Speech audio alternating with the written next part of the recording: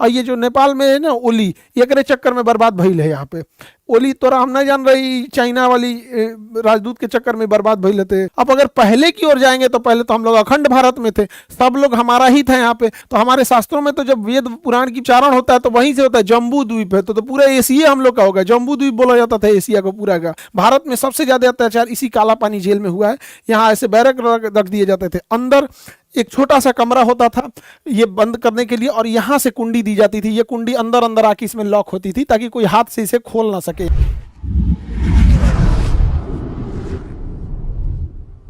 जय हिंद। देखिए, भारत और नेपाल के रिश्ते अचानक से इतने बिगड़ते क्यों जा रहे हैं, और भारत नेपाल के लोगों को ऐसा क्यों लग रहा है कि भारत उनकी जमीन कब्जा कर रहा है, और चाइना कैसे नेपाल को अपने इन्फ्लुएंस में करते जा रहा है, और केपी शर्मा ओली किस तरह से इंडिया और नेपाल के रिश्तों को बर्बाद कर दिए, इसको एक एक करके डिटेल से हम लोग समझते हैं। देखिए, जब मुगलों का पतन हुआ था तो नेपाल के राजा मजबूत थे, वो तराई का एरिया कब्जा कर लिए, कुमायूं, गढ़वाल, सिक्किम, ये सारा एरिया को कब्जा कर लिए।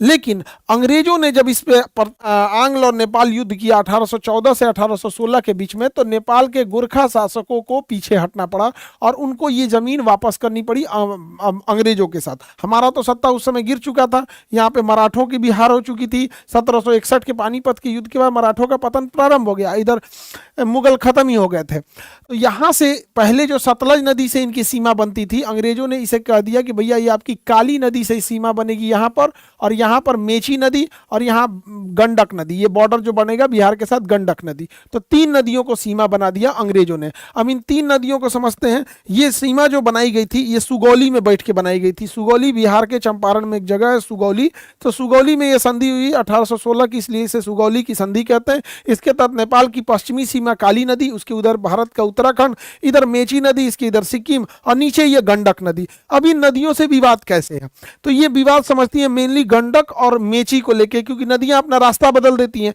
जब हम नदियों के हिसाब से बॉर्डर बनाते हैं तो ये तो समझ में आता है कि उधर वो देश उधर ये देश, लेकिन हजारों साल, 100 साल, 150 साल बाद नदियां अपना रास्ता बदल देती हैं, तो बॉर्डर लाइन आगे पीछे हो जाता है। इसी को समझते हैं लोग। यहाँ देखिए, बिहार में यहाँ पर गंडक नदी अपना रास्ता थोड़ा सा बदल ली, इधर काली और मेची के बाद में समझेंगे गंडक नदी यहाँ चंपारण में अपना रास्ता कैसे बदली। सुगौली की संधि के तहत 1816 में जो संधि हुई थी, इसमें गंडक नदी को हम लोगों ने बॉर्डर माना था। नेपाल में इसे नारायणी कहते हैं, नेपाल के लोग गंडक नदी को नारायणी कहते हैं, और इंडिया के लोग इसे गंडक नदी कहते हैं। अब हुआ क्या, जब ये 1816 की सुगौली की संधि हुई थी तो एक शहर था, सुस्ता नाम का एक गांव था।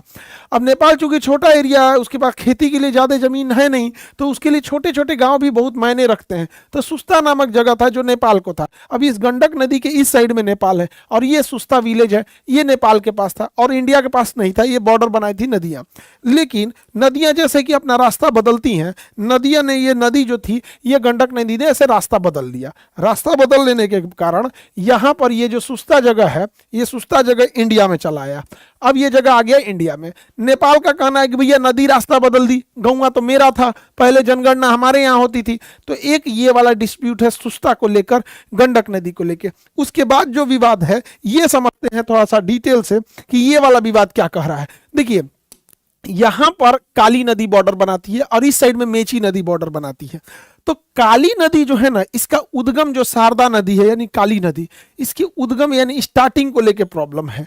कैसे, ये उत्तराखंड है, ये उत्तराखंड है। अब जो काली नदी जो है, ये नदियां कहाँ से मिलके बनेगी, इसका 2 नदियों से मिलके बनती। एक नदी की ओरिजिन होती है लिम्पियाधुरा से और एक होती है लेपुलेख से। जिस समय 1816 में सुगौली की संधि हुई थी, उस समय इस लेपुलेख नदी को ओरिजिन माना गया था। तो लेपुलेख नदी के इस साइड में इंडिया हो, नेपाल हो गया, और इस साइड में इंडिया का उत्तराखंड हो गया। लेकिन बहुत सारे जगहों पे इस काली नदी का उद्गम लिम्पियाधुरा को माना गया है। अब देखिए प्रॉब्लम कहां से आएगा। इंडिया कहता है कि लेपुलेख से है, इसलिए लेपुलेख के उस साइड में नेपाल और इस साइड में कंप्लीट इंडिया हो जाएगा। लेकिन इंडिया को लेपुलेख की बहुत ज्यादा जरूरत है। नेपाल का कहना है कि पहले हमारे यहाँ के लोगों की जनगणना भी हमारे नेपाल में होती थी। क्यों? क्योंकि नेपाल का कहना है कि ये जो काली नदी है इसका उद्गम लिम्पियाधुरा से है। अगर लिम्पियाधुरा से उद्गम माना जाएगा तो ये एरिया नेपाल को एक्स्ट्रा मिल जाएगा। नेपाल कहता है कि भैया ये नदी का जो ओरिजिन है हम लिम्पियाधुरा को मानते हैं। भारत का कहना है कि नहीं भैया हम लेपुलेख मानते हैं। अब बीच में फंस जाता है काला पानी कि भैया हम किधर से जाएं यहाँ पे। अब ये जमीन जो है ये हमारे लिए बहुत ज्यादा खेती उपजाऊ इस सब की जमीन नहीं है। मेन ये जमीन हमारे लिए कैलाश मानसरोवर यात्रा के लिए ज्यादा जरूरी है। यहाँ पर कैलाश मानसरोवर यात्रा है तो ये लेपुलेख दर्रा होके हम लोग जा सकते हैं। अब चाइना क्या किया है, यहाँ अपनी ट्रेन लेके चला है, बुलेट अपनी ट्रेन। तो अब हम लोग अगर वहाँ रास्ता नहीं बनाएंगे, अगर हम ऐसे ही छोड़ देंगे तो युद्ध की स्थिति में हमको कोई एडवांटेज मिलेगा नहीं मिलेगा वहाँ पर। इसलिए भारत ने यहाँ से सड़कें बनाना चालू किया और लेपुलेख तक 80 किलोमीटर तक की सड़क बनाई। जैसे सड़क बनाया ना तो नेपाल इसका विरोध कर रहा है, कह रहा है कि ये तो गलत है, काला पानी मेरा है, लिम्पियाधुरा मेरा है, लेपुलेख मेरा है। भारत कह रहा है कि भैया लेपुलेख तक उधर के इधर रहो, बट ये जो एक्स्ट्रा जमीन का टुकड़ा है ना इसको लेके विवाद हो गया है। अब नेपाल चूंकि उसके पास खोने के लिए कुछ नहीं है, नेपाल जो है चाइना के इन्फ्लुएंस में आ रहा है, इसलिए जो नया नक्शा बनाया है ना नेपाल, उसमें देखिएगा उसने अपना ये एक्स्ट्रा जमीन जोड़ दिया है अपने नए नक्शा में। कहा है कि नहीं भैया हम लेपुलेख को नहीं मानेंगे, हम मानेंगे कि ये नदी की जो ये वाली शाखा है, नदियां जब ओरिजिन होती है तो कई छोटी छोटी टुकड़ों में आके मिल के बनती है, यहाँ पे एक ये वाला डिस्प्यूट आ जाता है, जिस वजह से केपी शर्मा ओली इसका बहुत फायदा उठाते हैं। इन्होंने अपने नोट पे जो लाया था उसमें इन्होंने एक्स्ट्रा नक्शा ये जोड़ दिया था और कहा था ये लिम्पियाधुरा से लेके यहाँ तक मेरा लेपुलेख तक आएगा, बीच में काला पानी आ जाता है। तो जिस वजह से ये चाइनीज कम्युनिस्ट पार्टी के पूरी तरह से प्रभाव में आ गए हैं केपी शर्मा ओली और इंडिया नेपाल के रिलेशन को खराब करने में लगे हुए हैं। इनका कहना है कि प्राचीन पहले समय जाके देखिए वो लेपुलेख का एरिया जो था वहां पर हम लोग की जनगणना होती थी, ये एरिया में यहाँ नेपाल के लोग रहते थे। अरे भैया उस तरह से तो बिहार में भी नेपाल के लोग रहते हैं, दुनिया भर के नेपाल के लोग रहते हैं, तो क्या पूरा का पूरा नेपाल का नहीं हो जाएगा?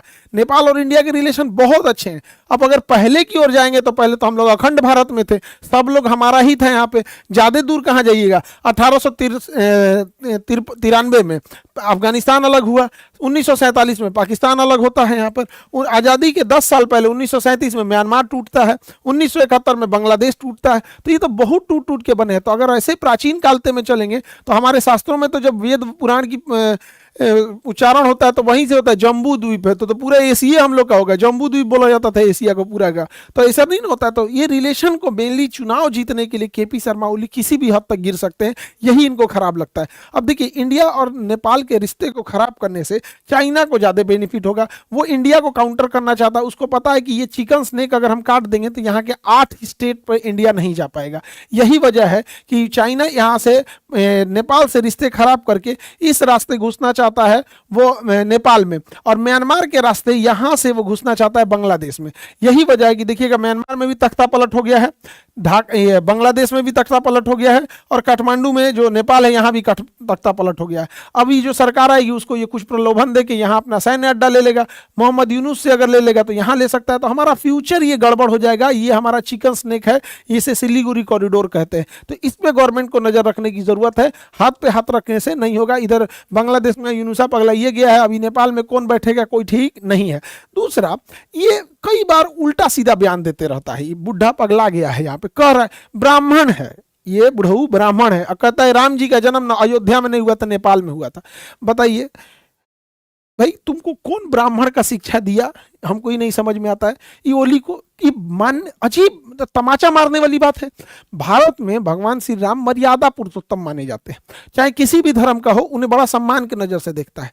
यहाँ पर किसी भी व्यक्ति से पूछा जाएगा कि भैया कोई जैन हो, बौद्ध हो, ईसाई हो, मुसलमान हो, उससे भी पूछा जाएगा कहाँ जन्म लिए थे मर्यादा पुरुषोत्तम राम, तो कहेगा अयोध्या में। लेकिन ये ब्राह्मण होके भारत और इंडिया नेपाल के रिश्ते खराब करने के लिए कह रहा है कि नेपाल में महात्मा बुद्ध जन्म लिए तो लुम्बिनी में, सीता मैया सीतामढ़ी में मिली थी, बाद में राजा जनक उनको लेके गए थे वहां पे जनकपुर में अपने यहाँ। तो एक से एक ये सब नौटंकी है, रिश्ते खराब कर रहा है। 2015 में बड़ी दिक्कत हो गया था एक्चुअल में ना। नेपाल जो भी सामान मंगाता है तो ये लैंड लॉक कंट्री है, नेपाल एक लैंड लॉक कंट्री है। लैंड लॉक कंट्री उसे कहा जाता है जो चारों ओर से जमीन से घिरा हो, समुद्र उसके पास ना हो। साथ में ये बफर कंट्री है, दो बड़े देशों के बीच का छोटा देश बफर कंट्री कहलाता है। इसे ब्लैकमेल करते रहता है इंडिया और चाइना को। तो ये चाइना, अभी चाइना से कोई सामान खरीदना है या किसी को खरीदना है ना, तो यहाँ से लेके आता है किसी भी देश से, जापान हो गया, साउथ कोरिया हो गया, यहाँ पर कलकत्ता बंदरगाह के, और यहाँ से वो रक्सौल होते हुए लेके जाता है। तो यहाँ से भारत हल्दिया कलकत्ता बंदरगाह से रक्सौल तक तक एक ठो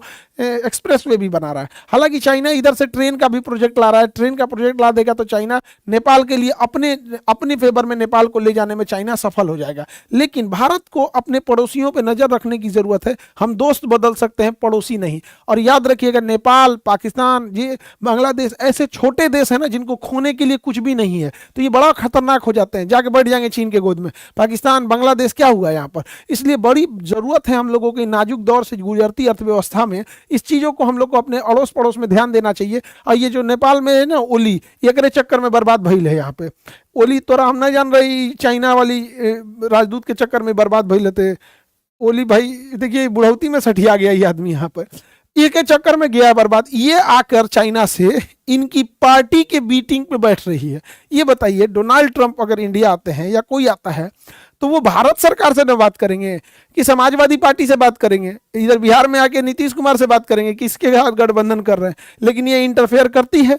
आइए, बुढ़ऊ को समझ में आ नहीं रहा है, एक चक्कर में बुढ़ऊ पगला गया है। नेपाल का आदमी इसको ठीक कर दिया, इनको जहाज पे लदा लदा भागे थे, हेलीकॉप्टर से बेचारा लदा के भागा था फैमिली। इसको लगता था इसका कभी अंत नहीं होगा। नेपाल वाला जंजी लोगों ने इनको तो व्यवस्था कर दिया। तो नेपाल के लोगों को भी सोचना चाहिए। देखिए, इंडिया और नेपाल के रिश्ते बहुत गहरे हैं।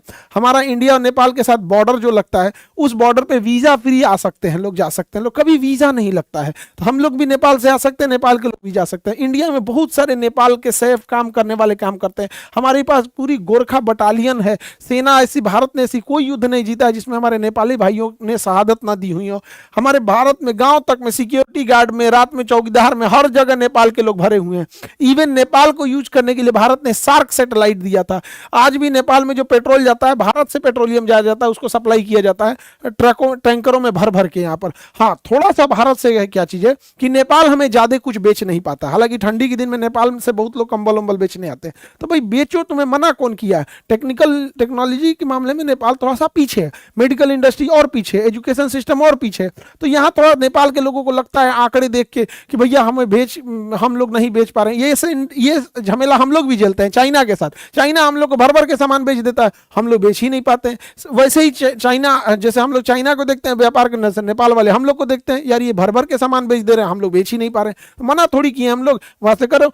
नेपाल को स्टेबल रखने के लिए भारत ने पाम ऑयल नेपाल से इंपोर्ट करने लगा। जबकि देखिए, पाम जो होता है ये विश्वतरेखीय वृक्ष है, मलेशिया वगैरह में होता है। तो नेपाल था मलेशिया से इंपोर्ट करता था और अपने यहाँ बहुत सारे कारखाना लगाया था जिससे पाम से उसके ऑयल निकाला जा सके।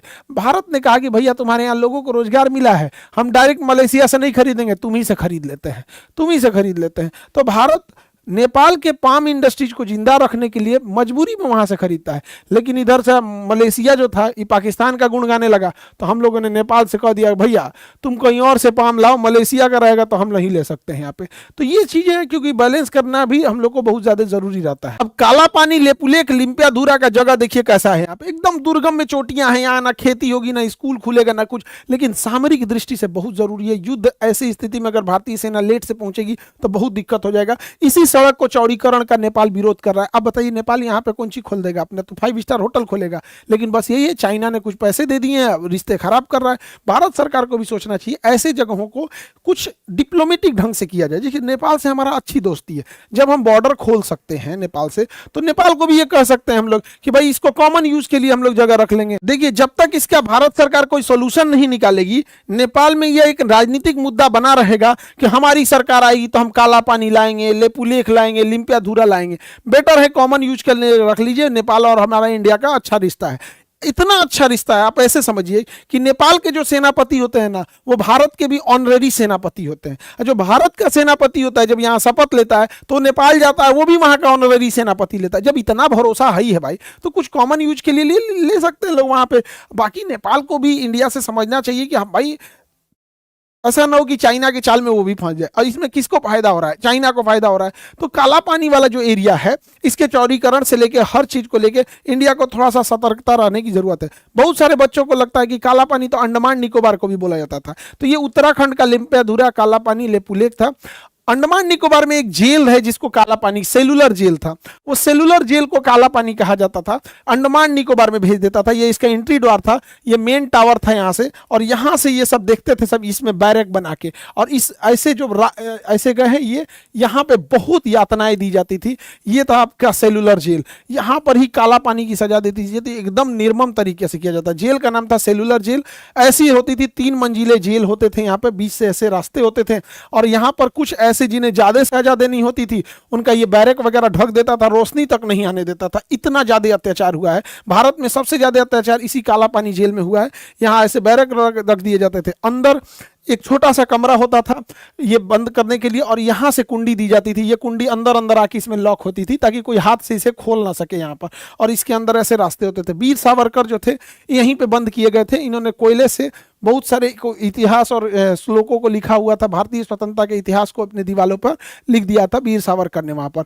अब यहाँ पर भारत से जितने भी कैदी जाते थे ना, जितने स्वतंत्रता की बात तो करते थे, सबको अंडमान निकोबार के ये सेलुलर जेल में ले आके भर देते थे। इस सेलुलर जेल यानी काला पानी की सजा में इतनी भयानक सजा दी जाती थी। देखिए यहाँ पर एक जो कैदी पकड़े जाते थे, इनके गले में चेन बांध के यहाँ पे इसमें एक लकड़ी फंसा दिया जाता था, इतना दर्दनाक होता था। और इन्हें यहाँ एक देखिएगा पत्थर दिया है जिसपे एक नुकीला चाकू लगाया है, और इन्हें नारियल छीलते रहना था ऐसे दिन भर। ऐसा नहीं है कि कैदी है तो चुपचाप बैठल रहिए, दिन भर नारियल छिलवाता था, हाथ में छाले पड़ जाते थे नारियल छीलते छीलते, दर्द हो जाता था बैठे बैठे, लेकिन दिन भर नारियल छिलवाता था इनसे। अच्छा, नारियल छिल गया ना, अब नारियल को इसमें डाला जाता था, यहाँ लकड़ी के इसमें यहाँ पे, और इसमें भारी पत्थर बांध दिए जाते थे, और इनको लेके दिन भर घुमाना था, दिन भर। यही है कच्ची धानी, बैल वगैरह से पहले जोतवाया जाता था ना यहाँ पे, ये इंसान से। ये हमारे स्वतंत्रता सेनानी रहे होंगे कोई, इन्हें अंग्रेजों ने पकड़ के लाया गया होगा। कितनी मुश्किल से हम लोग को आज़ादी मिली है, जिसका कोई हिसाब नहीं, यहाँ से निकलवाते थे। इसके अलावा देखिए, अगर कोई किसी से थोड़ी सी गलती हो जाती थी, जैसे मान के चलिए उसे बोला गया तुम्हें 40 लीटर नारियल तेल निकालना है, और अगर उसने 40 लीटर में आधा लीटर कम कर दिया ना, तो उसे जंजीर पहना दिया जाता था पैरों में यहाँ पे, फिर उसे चलने में बहुत दिक्कत होती थी। अगर कोई बीमार पड़ गया और तेल नहीं निकाल पाया, नारियल नहीं छील पाया, तो उसको जंजीर के जगह पे ना छड़ बांध देता था। अब ये छड़ जो है ना थोड़ा भी फ्लेक्सिबल नहीं होता है, छड़ बांध, जंजीर में तो फ्लेक्सिबल होता है लेकिन छड़ में थोड़ा भी नहीं होता, ये चल भी नहीं पाते थे लोग। यहाँ पर बहुत बुरी तरह से दर्द करता था, इसको दौड़ाते थे सब, जो चल नहीं पाता था छड़ बांध के उसको ये अंग्रेज दौड़ाते थे सब। कितने जालिम थे सब यहाँ पे। और गर्मी पड़ती है अंडमान निकोबार समुद्र के किनारे वाले एरिया में, बहुत चिलचिलाहट वाली गर्मी पड़ती है। उस गर्मी में ये सब क्या करते थे सब, पंखा वगैरह कुछ नहीं देते थे सब, और ये जूट का बोरा जो इसका जानवर को पहनाया जाता है, ठंडी के दिन में उड़ाया जाता है, लोग देहात में आदमी पैर पोछने के लिए यूज करता है, यही पहनाते थे सब। पूरा चमड़ा उधड़ जाता था, और सबके सामने बांध कर और यहां पर मारते थे सब। पूरे कमर पे बैठने की जगह पे यहाँ पे चमड़ा उतर जाता था। मारने के बाद जब यहाँ चमड़ा उतर जाएगा तो जब भी इंसान टॉयलेट के लिए नीचे बैठेगा तो फिर से वो चमड़ा फट जाएगा, दरार आ जाएगा। इतना मार मारते थे सब भारतीय सैन्य, स्वतंत्रता सेना। ये कोई पीट रहे हैं हमारे स्वतंत्रता सेनानी रहे होंगे, और हम इन लोग की शहादत के बदले हम लोग की ऐसी आज़ादी मिली है, और आज की जनरेशन को पता नहीं लगता है कि ऐसा ही मिल गया। यहाँ पर इतनी कठोर सजा होती थी ना, और वहाँ बदबू से मलेरिया फैल जाता था। पानी इतना गहरा होता था, काला रंग का दिखता था, गंदगी जानवर ये सबसे दूर तक कुछ दिखता नहीं था, तो काला दिखता था, काला पानी कहा गया। उसी के अंदर टॉयलेट करने के लिए बना देते थे सब। इन लोग को वहीं अंदर लेटरिन करना होता था, खुद से साफ करना होता था, फिर ले जाना होता था। कभी किसी की तबीयत खराब हो गई ना, अंदर ही लेटरिन कर दिया, उल्टी कर दिया, उसको वैसे ही छोड़ देते थे सब। मलेरिया हो गया, वैसे ही छोड़ दिए सब, उसी में मारते थे सब उसको कि तुम क्यों इतना गंदगी फैला रहा है। और कौन सा अंग्रेजों को रहना होता था, पूरी तरह से बर्बाद कर दिया सब। मलेरिया फैल गया, इतना यातना देता था सब काला पानी जो अंडमान निकोबार में है वहां पर। और खाना में क्या देता था, नालियां जो निकली होती थी, नालियां, इसके पास ना घास भूस जम जाता था, तो कैदियों से इसी को कटवाते थे सब। और इसी घास को, ये जो कचड़े हैं यहाँ पे, इसमें से पानी लेके, इसी कचड़े के पानी लेके घास को इसी में पकवाते थे सब, और सबके सामने कहते थे खाओ। जो खाता नहीं था उसको सारे चार दीवारी के बीच में बांध के मार देते सब। अब मार के एकदम दिन भर धूप में वैसे ही छोड़ देते थे सब तड़पने के लिए, ताकि जाए वहां पे। इतनी भयानक सजा दी जाती थी काला पानी का। जो भी यहाँ गया, इक्के दुक्के लोग हैं जो वहां से सजा काट के वापस आए, वरना सारे लोगों को तो वहां मार ही देता था। सोचिए कितना निर्मम और कितना नीच हरकत होगा अंग्रेजों का, कि जो फांसी घर था उसमें 3-3 ठो फांसी देने वाला ये था तख्ता, 3-3। सोचिए आप कल्पना कीजिए कितना फांसी दिए होंगे सबकी, एक तो फांसी देने वाला कम होगा कि भैया जल्दी जल्दी देना है ना, एक काम करो फांसी दे देते हैं। अभी जैसे हम हॉस्पिटल रहे ना, तो हमको अल्ट्रासाउंड एक्सरे ये सब चीजें बड़ी सस्ती है, तो हमने क्या किया ना, 3 अल्ट्रासाउंड मशीन रखे एक साथ 3 काम करेगा। इसलिए नहीं कि ज्यादा लोग आएंगे, वेट नहीं करना पड़ेगा, अरे खटाखट करके निकालते जाओ यहाँ पे 3 सोचिए ये फांसी लगाने वाला 3 रखा है। हम लोग इसलिए कहें कि अल्ट्रासाउंड में 15 मिनट लग जाता है एक आदमी का अल्ट्रासाउंड करते करते, दूसरा वेट नहीं करते रहे, एक साथ लगा लगा के निकालो। ये सोचिए 15 मिनट लेट ना लगे फांसी देने में, इसलिए इतना फांसी दिया सब, यहाँ पर बर्बाद कर दिया सब भारतीयों को। तो ये तो आज़ादी, बड़ी कीमत चुकानी पड़ी हम लोग को आज़ादी की, हम लोग को ऐसे सस्ते में मिल गई तो कीमत नहीं समझ में आता है। तो ये काला पानी अलग है और अंडमान निकोबार वाला काला पानी अलग है, दोनों में डिफरेंस है। एग्जाम में जो पूछता है वो काला पानी पूछता है उत्तराखंड वाला, इसलिए एग्जाम के हिसाब से याद रखिएगा। अभी बिहार पीसीएस यानी बीपीएससी का एग्जाम हुआ है, उसमें भी जो क्वेश्चन आए हुए हैं मैप से, सबसे बहुत इंपॉर्टेंट क्वेश्चन आया।